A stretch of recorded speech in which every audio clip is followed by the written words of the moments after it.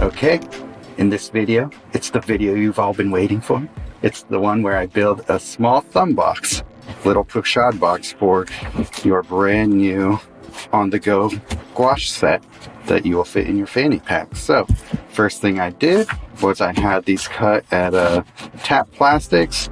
Hopefully you have something equivalent to that in your neighborhood, because if you do, you can go there and have these little pieces here cut for you for $4. First one, you're going to want two 4x8 pieces of 1/8 inch PVC foam, one 4x4 inch, and then one 4x3 inch. So first thing we're going to do is, actually we're going to snip the corners of these just because it makes it a little easier to handle and it won't get chipped off later. So I'm just going to chip up or cut off the corners here. If you have some sandpaper nearby,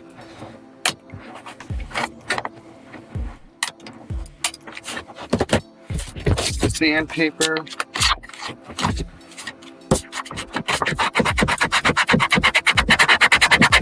And just make sure those corners are rounded off.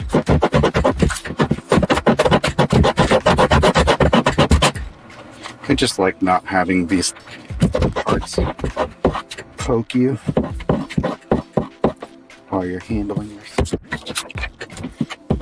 stuff outdoors, or getting it like caught on your fanny pack while you're trying to put it back into your bag there. Okay, we'll go through some of the hardware that we're using here as well. I have these are 1/8 inch screws that are 3/4 inch long, and then these are 1/2 inch long. Then we also have some nuts that we'll be using as little spacers in between some of these boards here. And then I also have some locking nuts as well that will be used to cap off some of these ends of the little screws here. And then also we have a couple of these little caps as well in case we need them, but probably not. And then we also have the friction hinge, some of the tools we'll be using. Got our screwdriver here. That's a 1/8 inch bit on it. This will be our water cup in case we need screwdriver and I guess call that a wrench, but it's more like pliers. And then an optional thing to make the hole for our water cup is this hole saw, and also scissors. And I believe that's it. Oh yeah, we'll use one of the Phillips head drivers for the electric screwdriver. So, okay, let's start putting this all together. First thing we'll do, so I actually pre-drilled some of these holes, but what you want to do is first make sure that you have these two pieces we're going to put together. So the hinge is actually going to go where these two holes are, and I made sure that the holes line up with each other when I put the pieces together like that. So I just stacked them together when I drilled it so they'll be in the right spot. So let's put in some of our 3/4 inch screws into this. Just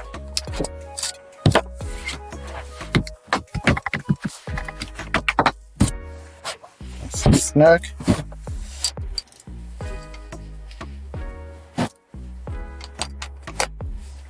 There. And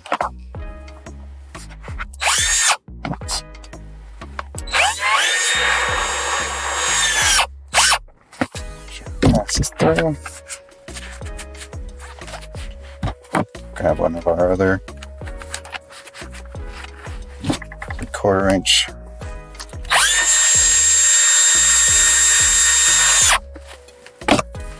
that. So before we sandwich the two boards together, we'll put some of these.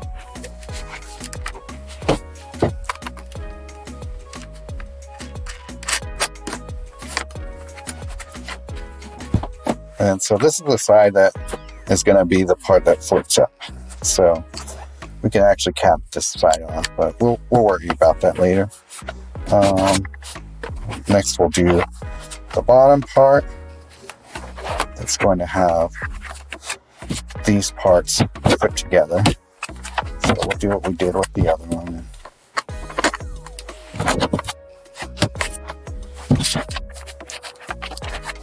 Make sure these pieces are fitting with each other.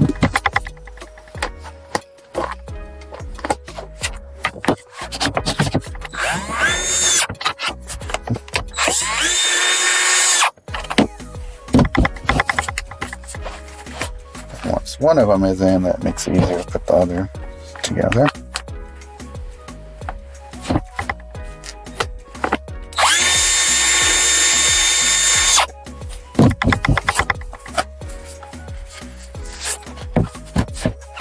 And then, like the other side, we'll a little spacer.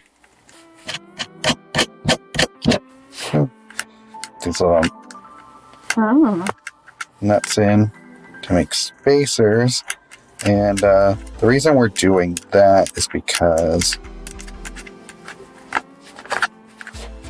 when we put this piece together, we want there to be a little bit of a space in between the two of these.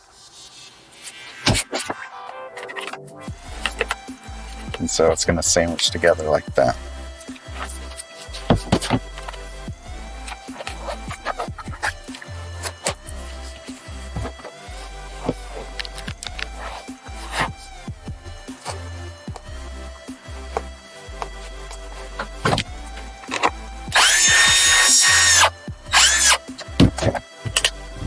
There we go.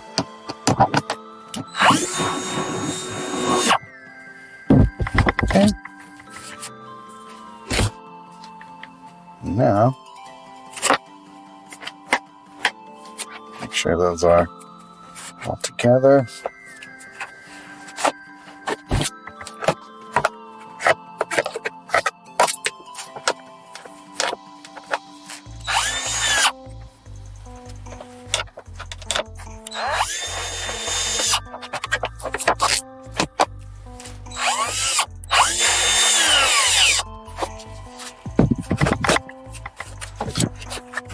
Going to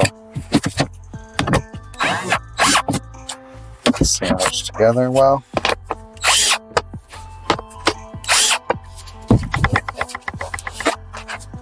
So all I'm doing here is tightening it so that these screws become more flush with the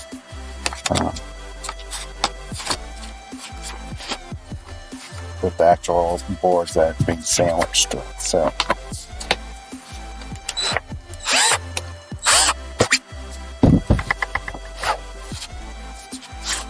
that's tight enough. And what we can do now is put these locking nuts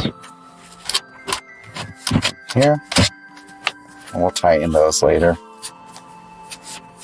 And what I'm noticing is actually we could probably use the smaller size screws for this top board, so I'm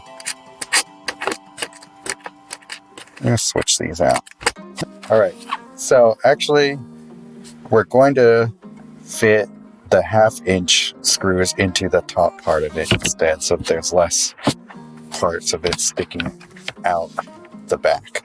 So do the same thing we did with the bottom. Just make sure the hole is lined up.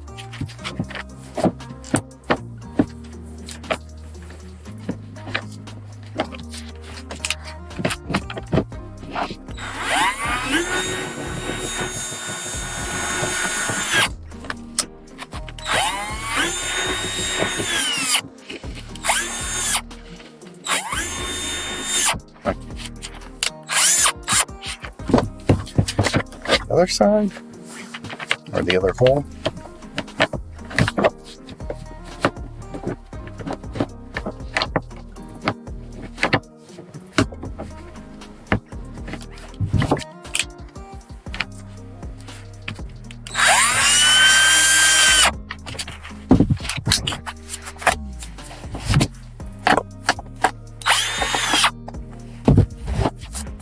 That's all the way in, and then we can put our locking nuts in.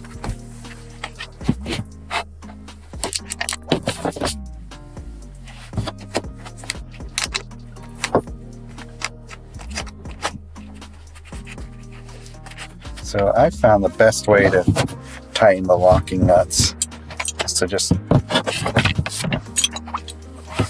make sure one side is clamped down, the side with the locking nuts, and then try to screw into it.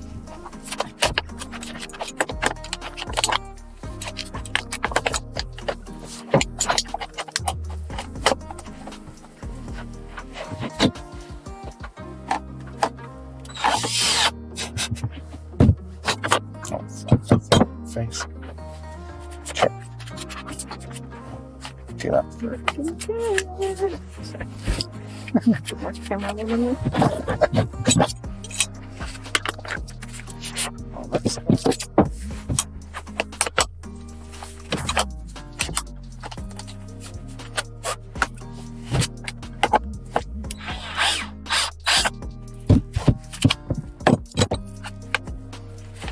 Then if you really feel like you still need to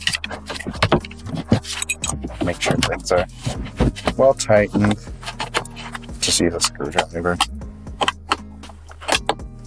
We get a better feel for it. Okay. And see how this is flapping around a lot? So the friction hinge is loose right now. So all you got to do is just take your screwdriver and tighten this little nut or this screw in the middle of it. The tighter it goes, the less it moves. See? Yeah. So just get to the point where you feel like it'll be okay. It will hold up to your brush. So now I'll show you why we made this little notch. It just makes this so much easier to pull out like that.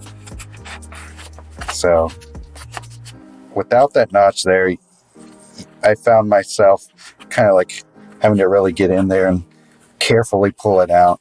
But with that notch there, it just kind of kicks out. And so we'll put a locking nut on this one as well.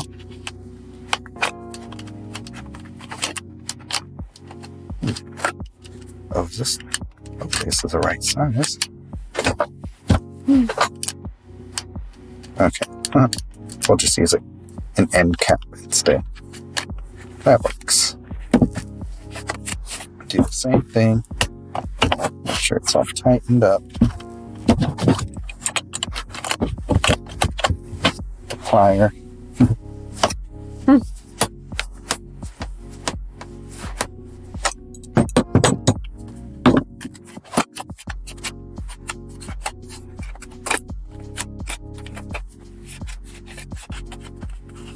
There you go.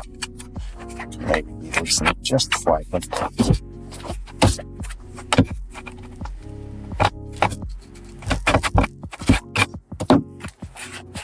Okay, cool.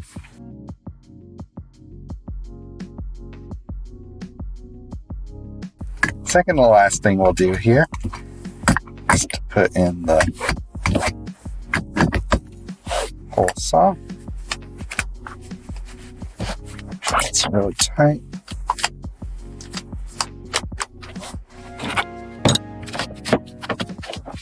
I'm going to do this. This way will be more steady.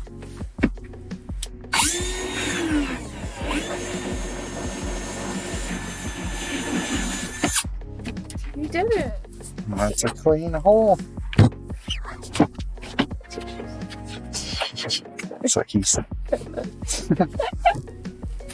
That goes in there, and this fits just like that. So, when you need to put your box away, you just slide that back in. And when you don't need to use it, pop it in. So, last thing we'll need to do is make our thumb hole.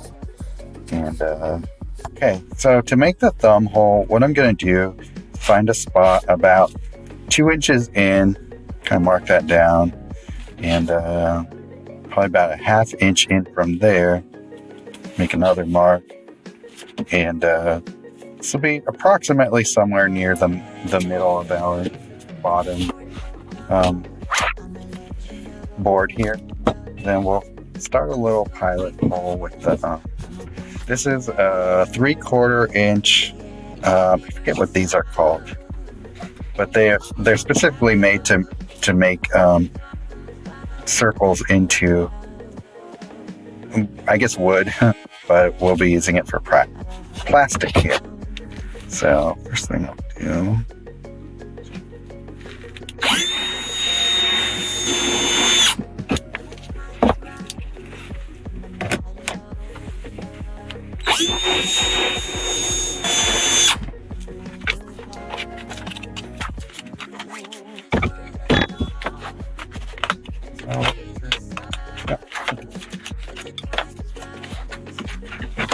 do the other side.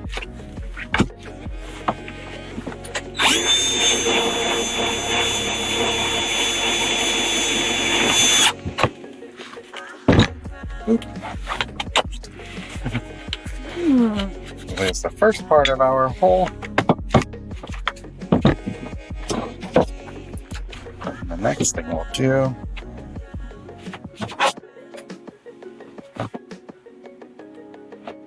from about the middle of the circle we just cut, draw about a 3/4 inch line.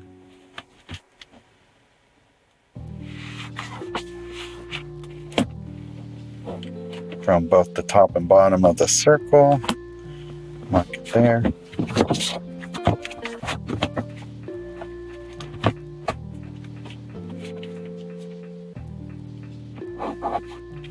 Like that.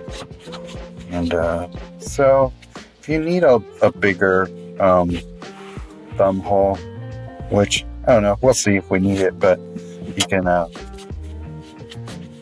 cut that to whatever measurement you want.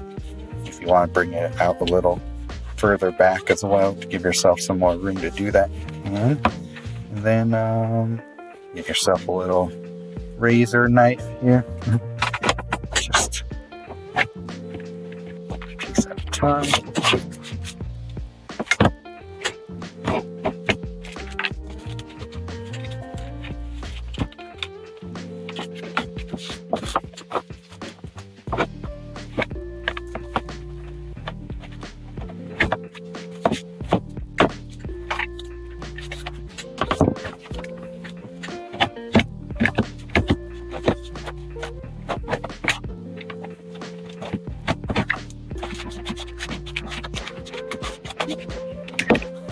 Oh, and then we got thumb hole.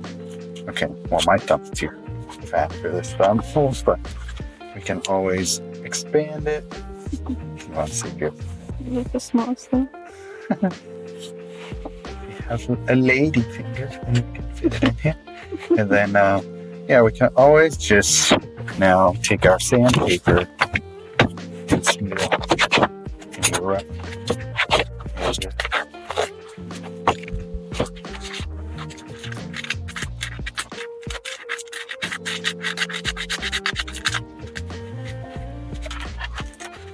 And I also feel the thumb hole is really important to smooth out and get as little bit of rough edges as possible, because you're going to be putting a decent amount of weight relative to your hand on this box. So after a long time, it might start to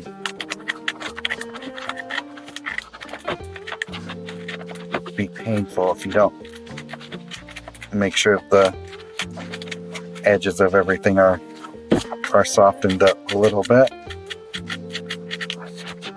So that's what we're doing here.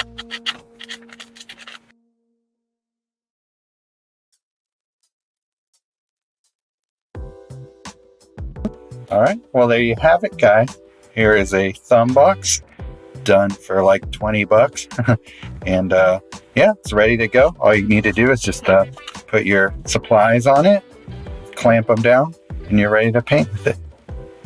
All right, guys. Well, there you have it. How to build a thumb box step by step. If you're inspired to build one and have the tools, great, go for it. Let me know in the comments if there's anything you need more clarification with in this tutorial. If you want to have your own, but don't have the means or the tools to build one yourself, I might have a solution for you. I'm actually going to be giving away 2 of these. Next month, I'm going to be doing a drawing. I'll randomly choose 2 qualified entrants and send them a box I build for them. They're small and lightweight, so it really shouldn't be too much. Anyway, here's how you enter. So, step 1, follow either Sergio Lopez Landscapes or Sergio Lopez Fine Art on Instagram. Step 2, when you see the post about this video on your feed, share it in your stories and tag me. Step 3, leave a comment on the post and tell me the #1 place you would love to use your new thumb box. So, you gotta do all those steps to qualify. And I'll put those names into a random name picker, and I'll do one for each account. So if you follow both accounts and leave a comment for both of them as well, that's 2 entries for you. So let's say you have until February 12th, 2022 to enter, all right? That's a little over a month. Good luck, and I hope to see you in the comments. If you like what I'm posting here on this channel, consider subscribing if you haven't yet. And one last thing before we get out of here. Do you feel like you've plateaued in your gouache practice and you're trying to break through? Are you hoping to earn a little more confidence in your skills? I'm looking to interview gouache artists purely for my own research for a new venture I'm working on. It would mean the world to me if you could hop on a call with me and answer a few questions. Comment below if you're interested, and I'll set up a call with you. Thanks so much, and I'll see you in the next video.